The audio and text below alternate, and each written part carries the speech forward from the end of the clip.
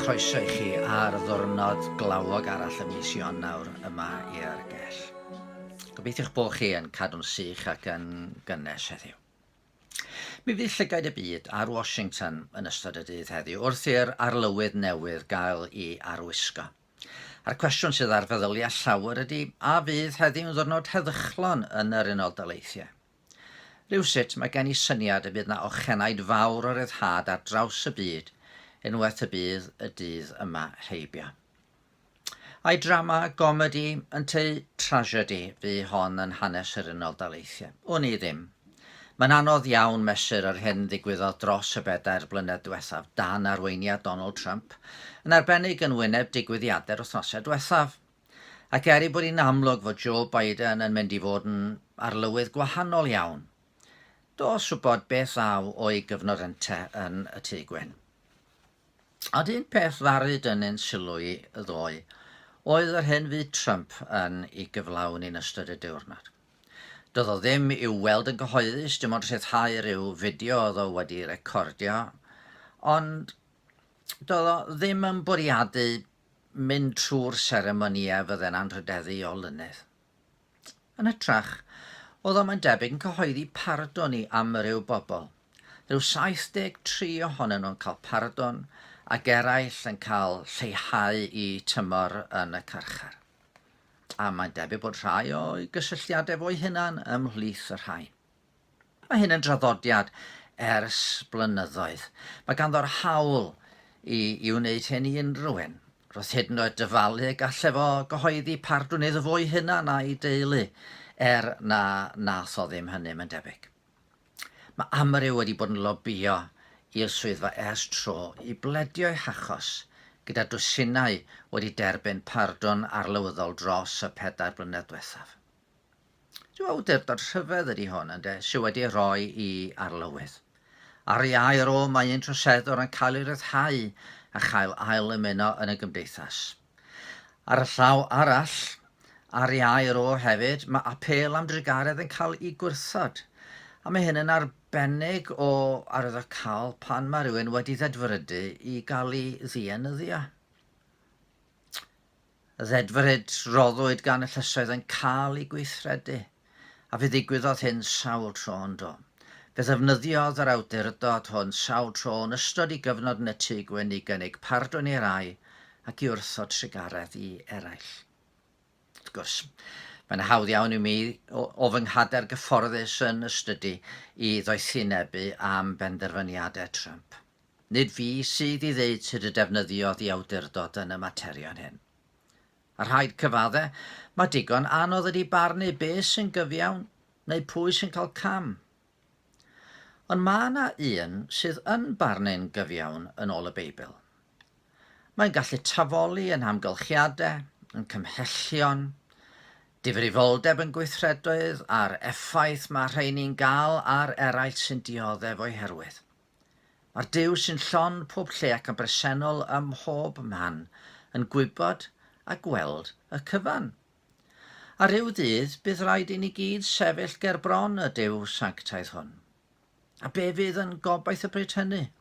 Pa lobio fedrwn ni'n wneud mwyn I ninne fedru derbyn trigaredd? Mae'r barnwr hwn yn un sydd ddim yn gallu cael I freibio. Does ganddo ddim cylch o gyfeillion arbennig y bydd o'n deud wrthyn nhw anghofio be maen nhw wedi wneud. Mae o'n ddi-dderbyn wyneb. Y newyddion da ydy fod y Duw yma wrth I fodd yn trigarhau. Mae yn barnu anifioldeb mae'n wir, rhaid I bob gweithred dderbyn I gyfiawn dal, ond ei ddieithr waith ydy barnu yn ôl y proffwyd Eseia. Mae'n hoffi trigarhau a gestyn pardon I rai droseddodd yn ei erbyn. A gadewch I ni fod yn glir, mae pob trosedd foesol yn y pen draw yn drosedd yn erbyn Duw ei hun. Ond cymaint ydy awydd I estyn trigaredd I ni, fel y doth i'r byd yn ei fab I wynebu'r canlyniadau'n camwru yn ei gorff ei hun. Pwy felly gaiff bardwn? Y sawl sy'n dod ato mewn edifeirwch, heb blydio fod yna amgylchiadau arbennig. dim extenuating circumstances, neu ryw reswm arall dros esgusodi'n trosedd. Holl bwynt pardon ydy bod ni'n cael rhywbeth na da ni ddim yn ei heiddi.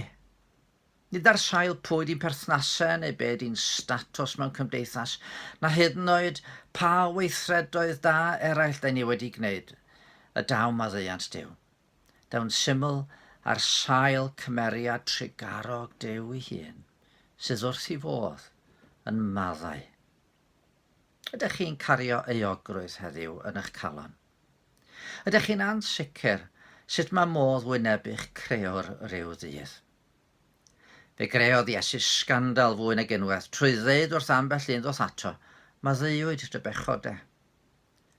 Pwy medde'r ysgrifenyddion sydd â hawl i faddau, ond Duw. Oedden nhw'n iawn ar un wedd, ond heb sylweddoli bod y Duw ddyn yn sefyll o'i blaen, ac ynddo fo mae maddeuant llawn, pardon cyflawn yn bosib.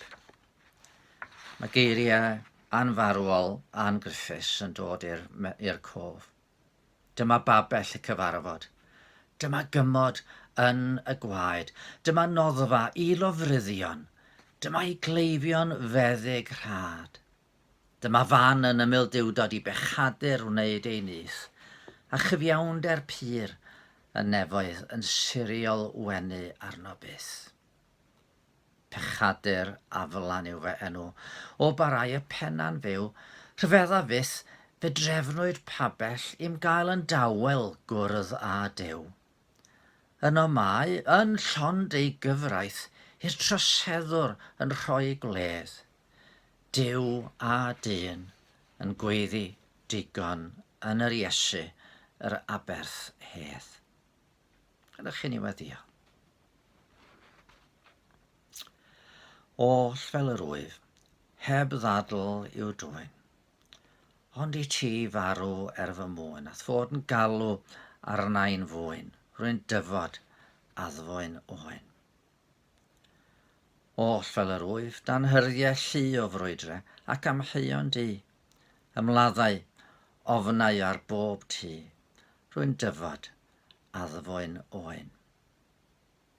Oll fel yr wyf, ti nim na cai, croesewi fi, maddeu mai, gan gredu yn dy air y gwnau, rwy'n dyfod addfwyn oen.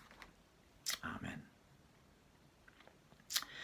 Wel, sut bynnag bydd y dydd heddiw yn troi allan, gobeithio'ch byddwch chi yn sicr bod Duw yn awyddus i'ch croesawu i'w breichiau hunan. Cares i pechod ar ni ac ar i ni, rhyfeddol i'w gynas, diolch am dy gariad, diolch am dy ddwylo ni, am dy waedau chysgu, gofleugais fi, a ddadleuos ti a ddinas. Teilw mi wyrwy, ar y o'r seddfi, i ddigon nhw'n chwarae nhw di, ac oll coronau'n llu. Berchafed i gyd, Iesu gwir fab di, a gwylig da nefoedd aeth i'r gyrwys, teilw mi wyrwy, teilw mi